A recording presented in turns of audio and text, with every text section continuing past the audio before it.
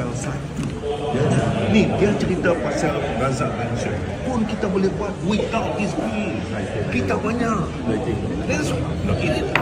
That's why I say you, whatever that you say, maknanya kita kena bagi fair. I'm not saying kata yes, we want to push it. You tengok your boss said apa tadi? Dia setuju kita boleh duduk. Lalu tadi. Salam sejahtera, terima kasih karena bersama dengan saya di Nazilin Unity Channel. Ada satu hantaran daripada seorang peguam berpengalaman di Malaysia, yaitu Liana Marzuki, yang menarik perhatian saya, memberi pemahaman baru kepada saya tentang RUU URA 2025 yang menjadi perdebatan umum.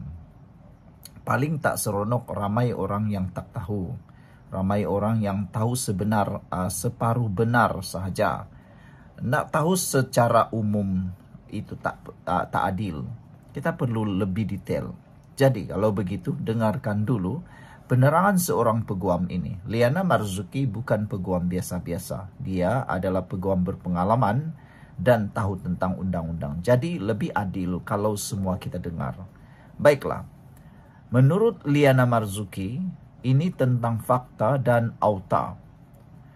Perbezaan antara fakta dan auta berkaitan dengan RUU URA. Saudara-saudara sekalian, ini beberapa propaganda di luar yang mana Liana Marzuki telah semak dengan apa sebenarnya dalam RUU URA tersebut. Pertama, yang diwar-warkan kononnya atau yang diperbesar-besarkan kononnya ialah rampasan tanah berlawanan dengan pembaharuan bandar. Propaganda yang tersebar ialah kononnya kerajaan nak rampas tanah rakyat bagikan pemaju. Menurut Liana Marzuki, faktanya ialah kalau rampasan tanah ikut Akta Pengambilan Tanah 1960, pemilik hilang hak terus, hanya dapat pampasan. Tapi, pembaharuan bandar URA lain. Pemilik tak hilang hak. Pemilik ditawar unit rumah baru di kawasan sama. Pemilik juga mesti dapat manfaat sama atau lebih baik daripada rumah asal. Boleh pilih nak kekal atau keluar dengan pampasan. Projek pula hanya boleh jalan bila cukup persetujuan majoriti pemilik. Pemaju tak boleh rampas sesuka hati. Semua kena ikut kuasa negeri dan syarat yang ketat. Jadi ringkasnya saudara-saudara sekalian, istilah propaganda rampasan sama dengan hilang hak.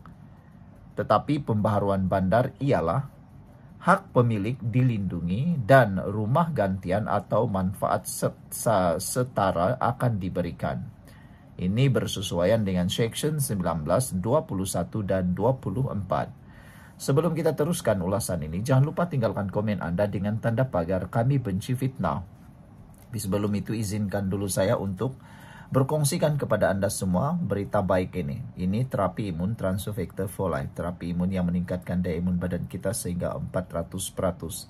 Secara umum dan ringkasnya, apabila imun badan kita lemah, apabila imun badan kita bodoh, apabila imun badan kita bertindak bodoh, kita tidak sembuh daripada penyakit. Bahkan kita selalu kena penyakit dan penyakit bersarang dalam tubuh badan kita. Imun badan yang bodoh menyebabkan kita dilawan oleh imun badan kita sendiri. Tapi terapi imun ini mengajar imun badan kita dengan ilmu baru tentang penyakit dan juga bagaimana untuk jadi kuat dan seimbang. Imun badan yang seimbang akan menjadikan diri kita tidak diserang oleh imun badan kita sendiri. Dan apabila imun badan kita jadi bijaksana, dia juga akan bertindak menghapuskan semua akar penyakit yang ada dalam tubuh badan kita dan mengenal mana satu lawan, mana satu kawan dalam tubuh badan kita. Cepat dapatkan produk yang hebat ini melalui nombor telepon saya yang tertera. Produk ini lulus KKM, halal dan diperakui oleh dokter-dokter di seluruh dunia dan di Malaysia. Cepat dapatkannya melalui nombor telepon saya yang tertera. Ingat, mungkin ini ialah jalan yang ditunjuk oleh Tuhan kepada Anda, jawaban kepada doa Anda selama ini. Saudara-saudara sekalian, seterusnya, propaganda yang sedang tular, yang separuh benar atau 100% bohong ialah tentang kuasa negeri dan menteri. Propaganda yang tersebar kononnya ialah semua kuasa di tangan menteri, negeri pula diketepikan. Faktanya ialah dalam ura ini ada jawatan kuasa negeri yang akan dipengerusikan oleh menteri besar ataupun ketua menteri. Negeri sendiri yang akan wartakan kawasan pembaharuan. Negeri juga yang meluluskan pemaju dan insentif. Menteri sebenarnya tak boleh main belasah sahaja. Kuasa tetap ada pada negeri. Ini bersesuaian dengan Seksyen 10 hingga 15 dan Seksyen 21. Ketiga, perkara tentang hak pemilik dan pampasan. Propaganda yang tersebar kononnya pemilik akan dipaksa keluar tanpa pampasan. Fakta yang tepat dan benar ialah pemilik wajar ditawar manfaat yang sama atau lebih baik.